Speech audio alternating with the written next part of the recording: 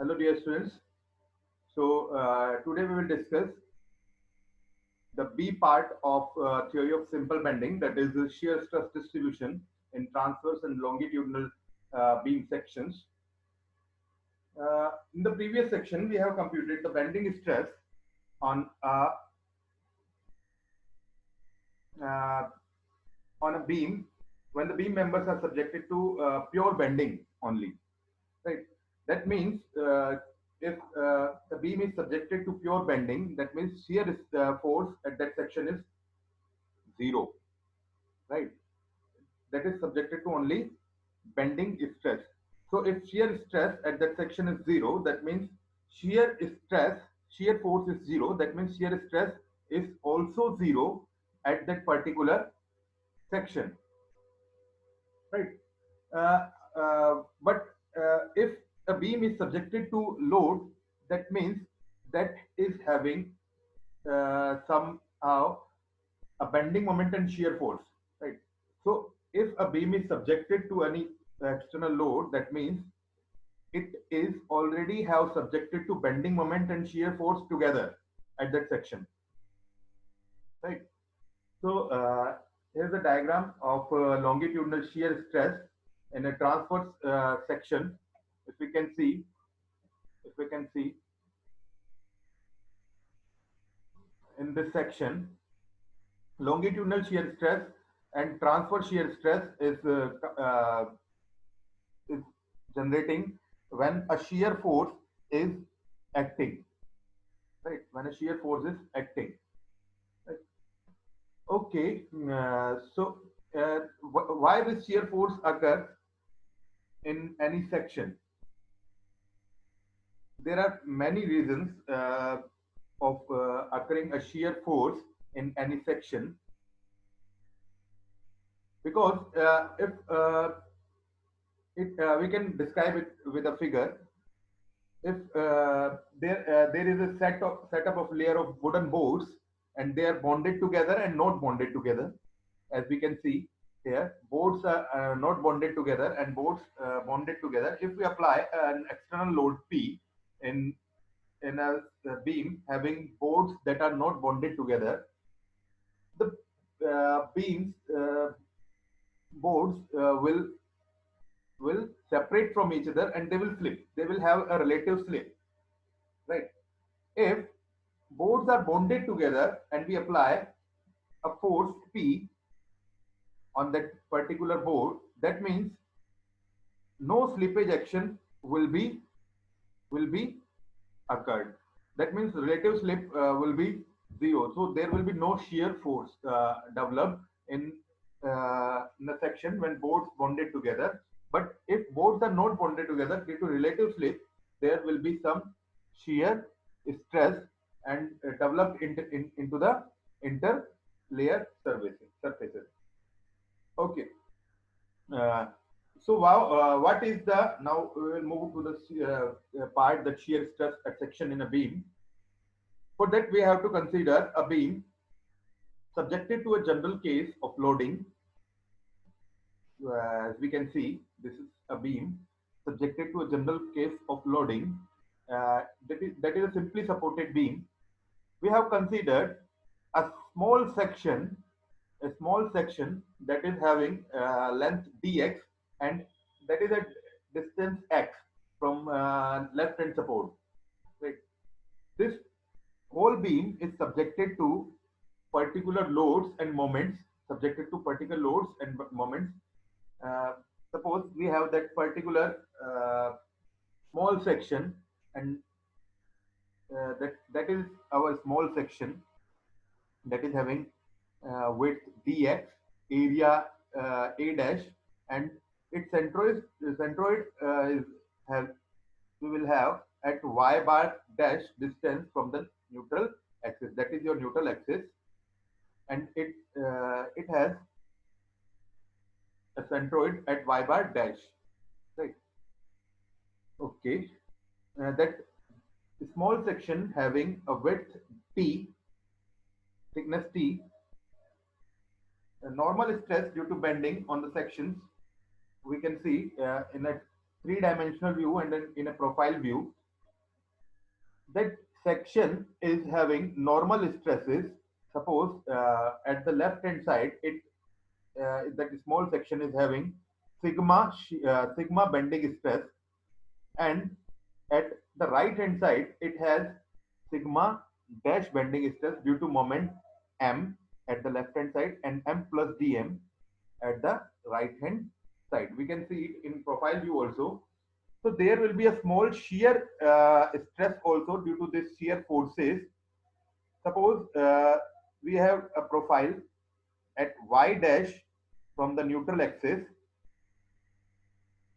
and we can see the distribution of bending stresses at both sides of the profile view, right? Okay, so if we apply force equilibrium in longitudinal direction, what we will get? We will get, we were having sigma force at left hand side. If we have to know the complete force equilibrium for this small section, what will be the complete force equilibrium? Suppose sigma dash is bending stress here and it is acting on that small area dA. So if we have to calculate the bending stress for the whole section, bending force, the normal equilibrium force for the whole section, we have to integrate it in respect of area A dash, right? About the whole section, that small section. Okay, so integrating it on a small section, the force will be equal to stress multiplied by area. Stress is sigma dash and area is dA, right? Area is dA of that particular section. So we have to integrate it with sigma dash dot dA in respect of A dash. And also at left hand side, uh, stress is sigma and area is again dA. So minus sigma dot dA, and shear stress, we have supposed the directions in positive and negative, right? If it is flowing from, consider any direction as positive and the opposite direction as negative, right? So that's what we have done in this particular, in this particular section. Okay, so what will be the shear force in this particular small section dA? Tau dot dA, right? So multiply by dA. And what is dA? dA is area of that particular section, that is having t as thickness and dx as, x as width, right? So what will be the dA? T dot dx. That is the whole force equilibrium in longitudinal direction, if we can see. So that will be equal to 0. What is sigma dash? Sigma dash is bending stress. So if we have to know what is bending stress, we have to first know that equation that we have in that we have integrated, that we have derived from our previous classes, that was sigma upon y is equal to m upon I, right? So if we have bending stress sigma and the moment is m, it, moment of inertia of that particular cross section is I, what will be the sigma? Sigma will be equal to m upon I divided by y. M upon I divided by y, right? So that will be our stress in the left hand side if sigma if sigma is bending stress. If sigma dash is bending stress, that is occurring due to moment m plus dm, what will be the bending stress? Sigma dash will be equal to m plus dm divided by I divided by I multiplied by y, right? So that will be our shear stress at the right hand side, or bending stress at the right hand side, and that will be our bending stress at left hand side of the section, because M bending moment is acting at the left hand side, and M plus dm, that we have supposed M plus dm is acting on the right hand side. So substituting it in here, what we will have, that sigma dash and sigma in that particular equation, what we will have, we will have finally that M plus dm upon I multiplied by y, that was sigma dash dot dA, minus integration of M upon I, that was sigma dot y dot dA, right? M upon y into y, what is this? Sigma dot dA. So we have substituted the value of this and this from our bending equation. Okay. Finally, we have substituted it equal to 0, and simplifying it, what we will have? What we will have? If dm upon dx is equal to shear force, the shear force we will get,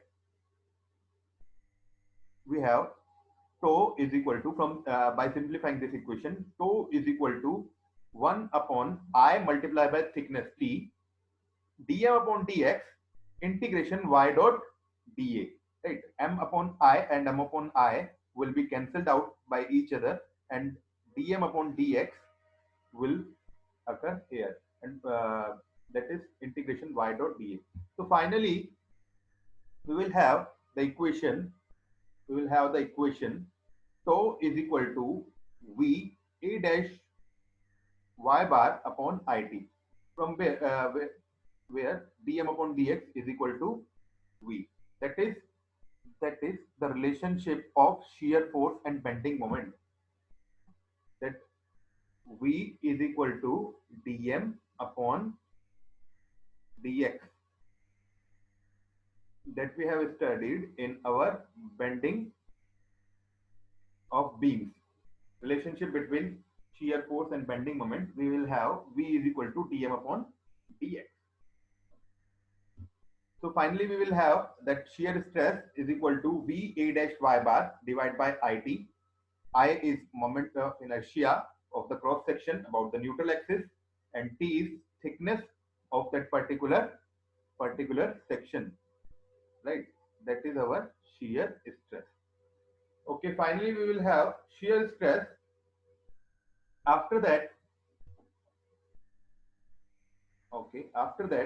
we will continue with the shear stress distribution in typical cross section. So first we will consider a rectangular cross section having dimension B and D, as we can see in this diagram. In this diagram, B is the width of the rectangular section, and D is depth of rectangular section, having neutral axis as NA, and we have considered an area that is at y bar distance from neutral axis, having centroid at y bar distance from neutral axis, and at y distance from neutral axis, and that area is having width as B and depth as d by 2 minus y, that is completely d by 2, that is d by 2, right? That is d by 2, right? That is d by 2, and that is y, that means that will be d by 2 minus y, right? Okay, that A is the area of the cross section, X section, that is highlighted here, cut off by a line of parallel to the neutral axis, right? So what will be the shear stress in this particular section? If F is the force, that means shear stress will be equal to F dot A dot y bar upon I multiplied by Z. That Z is thickness of that particular section. If it is in 3D, that Z will be equal to thickness of that particular section. From where we can see this, that we have derived earlier, that tau is equal to V means shear force, A is area y bar divided by I multiplied by T. T is thickness, I is moment of inertia, That we have noted only. F is shear force, A is area, Y bar divided by I multiply by Z. Z is thickness of that particular cross section. For area of this particular cross section, we will have A is equal to, what will be the area? B multiplied by D by 2 minus Y. So that is our area. For Y bar, what will be the Y bar? That whole length is D by 2 and that is Y. So finally it will be equal to D by 2 minus Y. Finally it will be equal to D by 2 minus Y, right? So from here we have Y bar as half D by 2 plus Y and Z is equal to B. So I is equal to BD cube upon 12. I is equal to BD cube upon 12. As we know, we have a rectangular section, and for rectangular section, moment of inertia about the neutral axis is BD cube upon 12. So substituting these values in this equation, tau is equal to FA Y bar upon I multiplied by Z, we will have finally we will have substituting this and calculating part, we will have tau is equal to 3F upon 2BD. Why? Finally, we will have tau is equal to this, right? Tau is equal to this.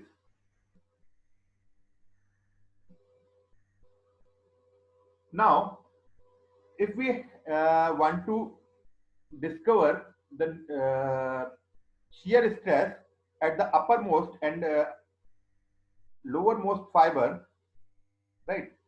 So y will be equal to what in this equation? If we have to consider the shear stress at the uppermost and lowermost fiber, that is our uppermost fiber. For that y is equal to d by 2, right? For that y is equal to d by 2. And if we have to consider at lowermost fiber, that for there also y is equal to d by 2, right? But at neutral axis y is equal to 0. So substituting d by 2, we will have shear stress as 0, right? If we have substituted that y is equal to d by 2, so d by 2 square minus d by 2 square will be equal to 0. So that whole term will be equal to 0. So if we are considering at the ends where y is equal to d by 2, shear stress will be equal to 0, right? And if we have considered y is equal to 0, that is at neutral axis, where will be y is equal to 0? Y will be equal to 0 at neutral axis, that y will be equal to 0 where at neutral axis, right? At neutral axis, that y will be equal to 0, right? So when we substitute y is equal to 0, we will have shear stress as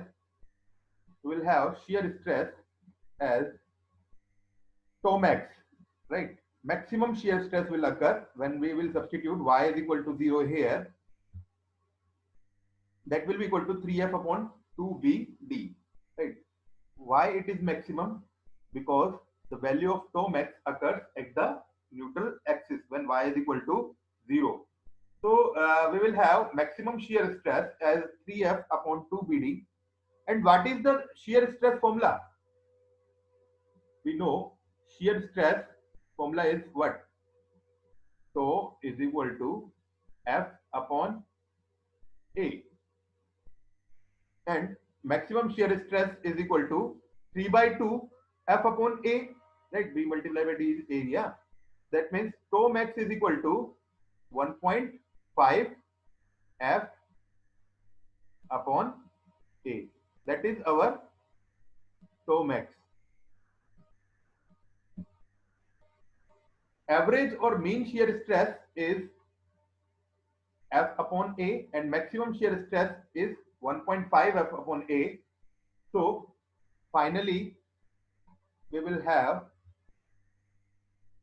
mean a relation that is tau max is equal to 1.5 tau mean, right? Tau average is F upon A and tau max is 1.5 F upon A. So finally, we will have a relation tau max is equal to 1.5 tau mean. That relation is also important when we have competitive exams, or we have certain MCQs, uh, multiple choice questions in any other exam. That tau max is equal to 1.5 tau mean for a rectangular section. If we have considered a rectangular section, that tau max is equal to 1.5 tau mean. That we all have to remember. For that is a very small thing that never comes in your exam, but in competitive exam it is very important. Most of the questions have put in GATE and competitive state competitive exams for this formula. Okay. Moving further, we will have that is our shear stress distribution, as we can see in this diagram. At ends, shear stress is 0, right? At upper end and at lower end, where y is equal to d by 2, we have substituted that shear stress is equal to 0. At neutral axis, that is your neutral axis, tau is equal to tau max. The tau is equal to tau max, as we have written. Shear stress is distributed parabolically over a rectangular cross section, and it is maximum at y is equal to 0. That means at neutral axis, y is equal to 0 at neutral axis. So that is our tau max. And tau average is F upon A, as we can see. That will be equal to that width will be equal to that rectangular section. Okay. Finally, we are moving further. We have discussed shear stress distribution for a rectangular section. Now we will move further for shear stress distribution in beams of circular cross section. We have to see most of the sections that we have to consider for shear stress distribution. After that, we will further move for the numerical problems. Okay. Now let us find out the shear stress distribution in beam of circular cross section. In beam of circular cross section, the value of Z width, that is width, depends on value of Y. As Y is increasing, the Z is decreasing, right? We can see if we are increasing the value of Y, Z is decreasing. That means if Y is having most value, the Z is having minimum value, right?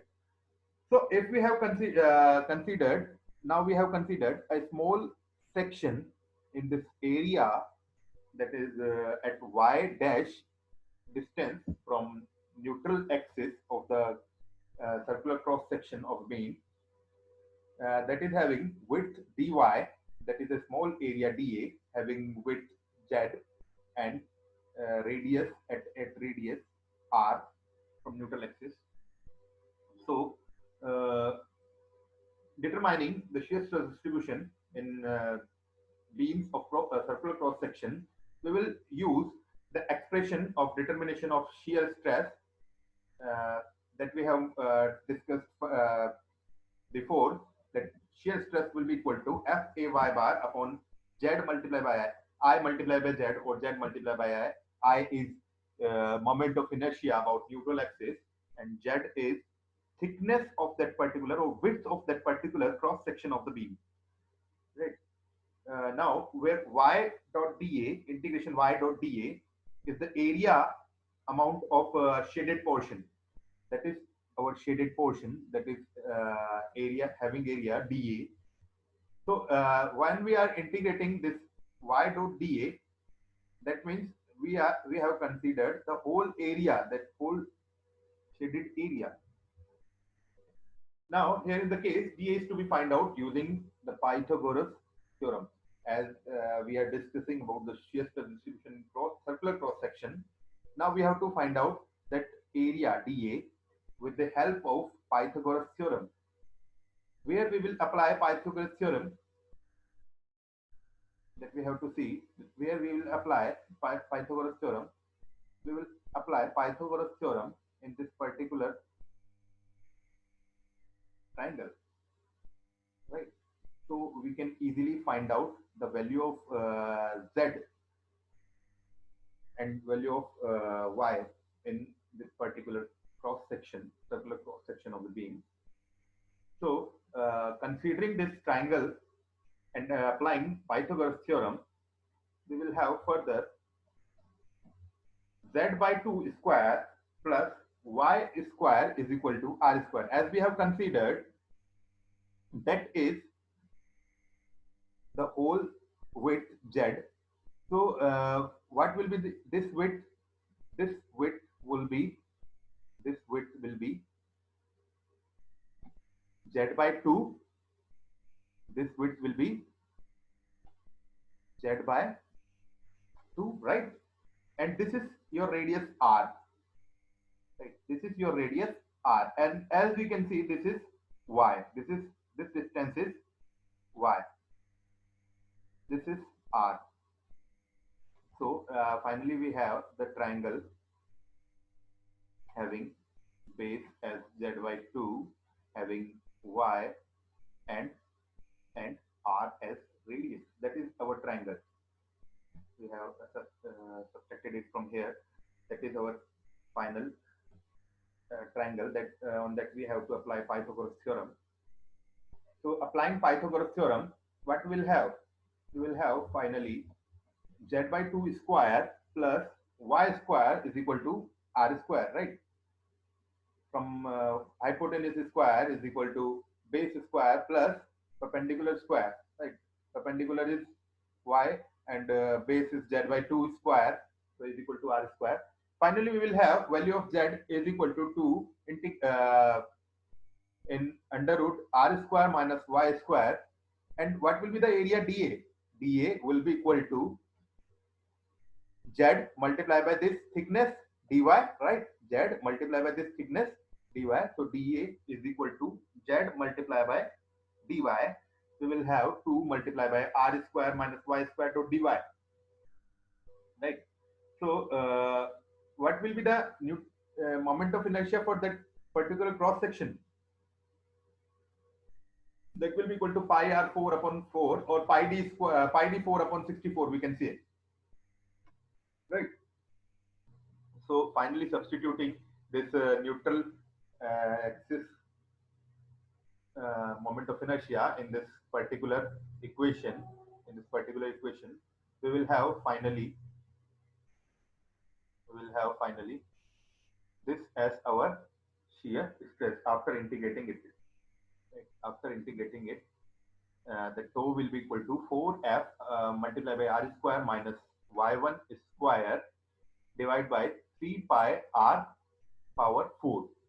Right? Now, if we have to calculate where will be the maximum value of shear stress, as we have discussed in rectangular cross section, the maximum value occurs at the neutral axis of shear stress.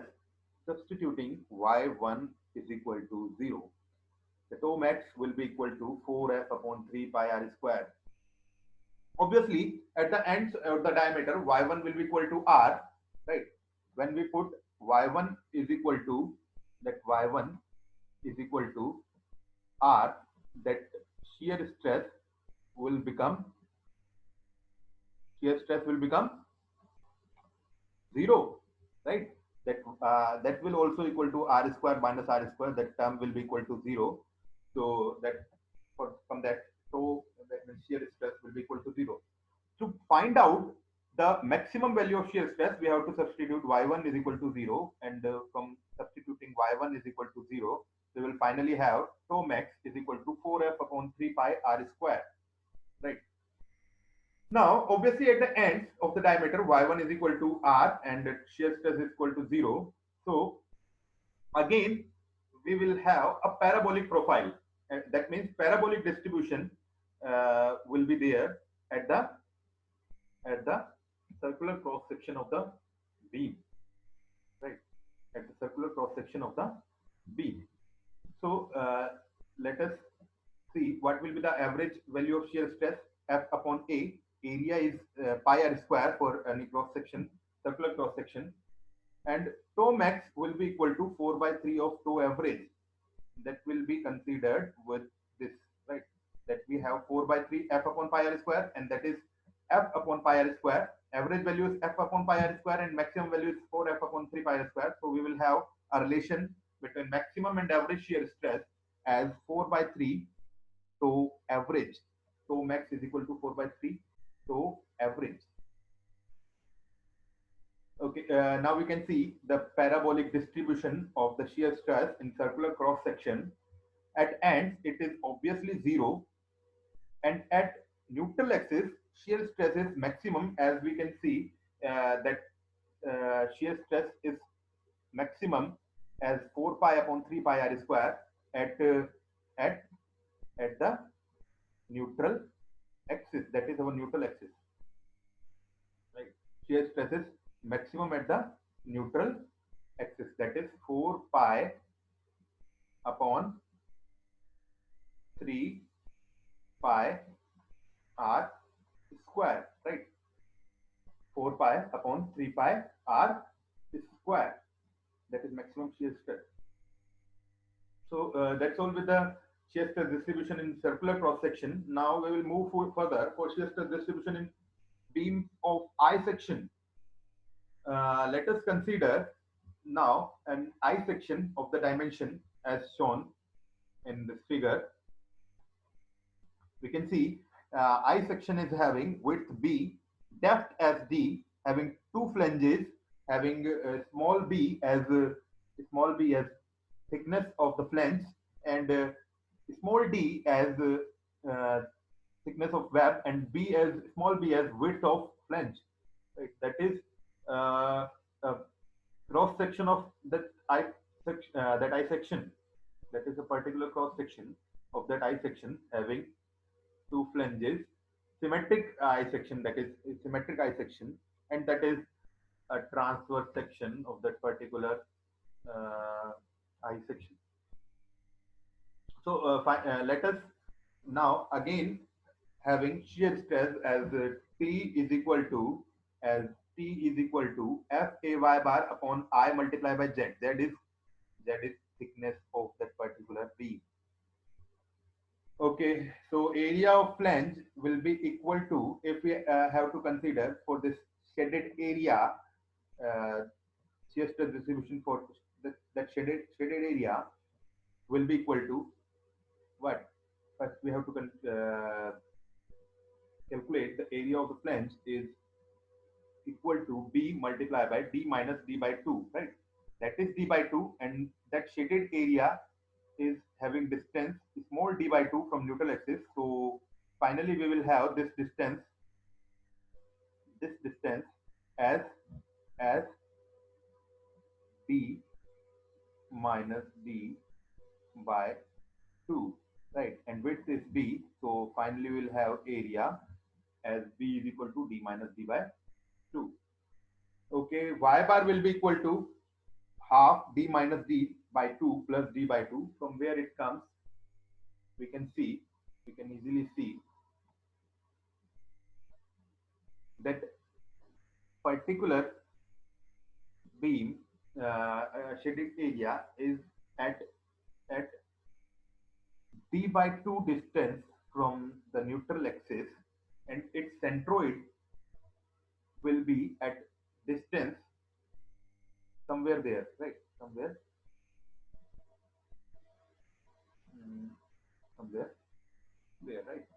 So we have to calculate the y bar. Finally, y bar will be equal to d plus d by 4, right? Half d minus d by 2 plus d by 2. Finally, y bar will be equal to d plus d by 4. Now, as our formula is f a y bar upon I multiplied by z. Finally, we will have a y bar for flange is equal to area, that is area b into d minus d by 2, right? And that is our y bar d minus d upon 4. For flange it is, now we will consider for web, we will consider for web area. Area is b multiplied by d by 2 minus y. Area is b multiplied by d by 2 minus y, and distance of the centroid from neutral axis is y bar is equal to half d by 2 minus y plus y. Now, finally, we will have a y bar of web is equal to a d by 2 minus y, and y bar is half d by 2 plus y. So, substituting it here. Finally, we will have a y bar total, a y bar total, that is our a y bar for a y bar for flange, and that is a y bar for web.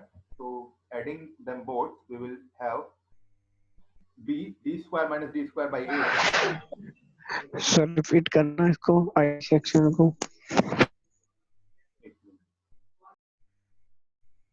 I'm repeating. देखिए,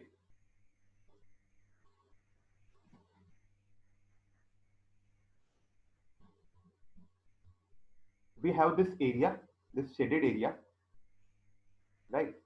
What will be the value of what will be this area? We have to consider only this area plus this area, right? Right. So if we have considered this area, what will be the area of this area? This shaded area. Calculate it. We will calculate it, and we have calculated it as b multiplied by d minus d by 2. That is d by 2. That is d by 2, and that area that that is that distance is d by 2. That b is having value, that is d by 2, right? That is small d by 2, and that is capital D by 2. So what will be the area of this particular cross section? That's that rectangular section of flange. What will be the area? Area will be equal to b multiplied by small b, and that small b is equal to what? D by 2 minus d by 2, right? So that we have written only for that area, right? Okay. So that's all with this area. Now we have to move further for the y bar, and y bar will be equal to what? That y bar will come somehow here from the neutral axis, and that will be equal to what? Y bar will be equal to what? That is d by 2, right? So we have to calculate only this particular distance, right? This particular distance will be at what? That is d minus d by 2 that we have calculated, that length, right? That length is d minus d by 2, and if we have half this, we will have this distance only. This distance only. What is this distance? Half d minus d by 2, right? Finally, we will also have this distance, and this distance is d by 2 already. So we will have this expression as half d minus d by 2 plus d by 2, right? Okay. So that is with the flange. That will y bar of, that will be y bar of flange. Right? Now, if we move further, for that will be a y bar of flange. Okay, moving further for that particular area that is having, that is having a cross section, that is having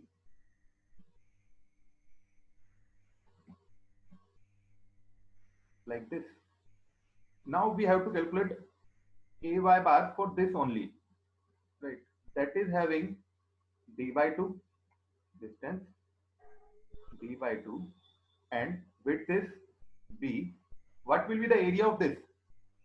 What will be the area of this? That is y. That distance is y. So area of shaded will be equal to b multiplied by d by 2 minus y, right? That will be our area that we have written only. So area हमारे पास आ गया. Now we have to calculate. Now we have to calculate y bar for this. Right? Y bar of this will somehow at somewhere this. Right? So this will be equal to at what? D by 2 minus y.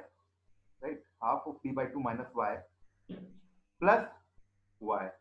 So finally we will have the value of y bar as for web section half of d by 2 plus y, right? Half of d by 2 minus y plus y. So that is y bar, and finally we will have a y bar total, and substituting this a y bar total in in this in this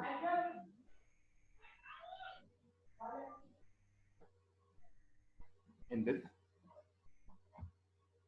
shear stress formula, that was tau is equal to f a y bar divided by I multiplied by z. We will have tau max, we will have tau is equal to f upon bi, b d square minus d square upon 8. That is all calculation. That is very simple calculation. Or I hope you will do with yourself. B by 2 d square by 4 minus y square. Now, to get maximum and minimum values of the shear stresses,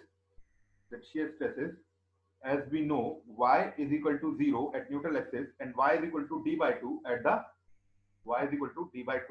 the tip, right?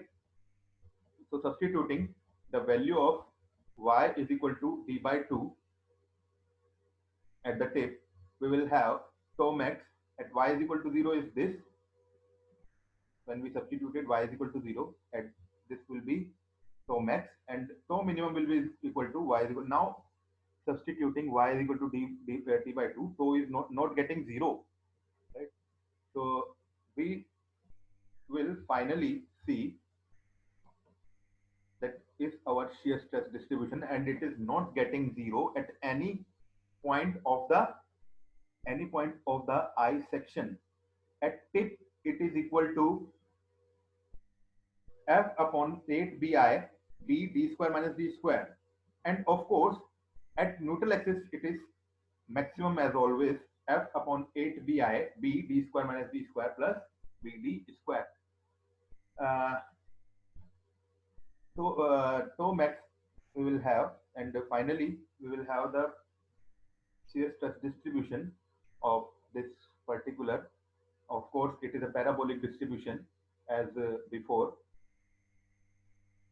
We can see the shear stress distribution of I section. This distribution is also known as top head distribution. Clearly, the web bears the most of the shear stress, and bending theory, as we can see, say that the flange will bear most of the bending stress. As we have discussed in our previous lectures, the bending stress will be maximum in I section, and shear stress will be maximum at the web of the I section. Bending stress will be maximum at the flanges of I section, and shear stress will be maximum at the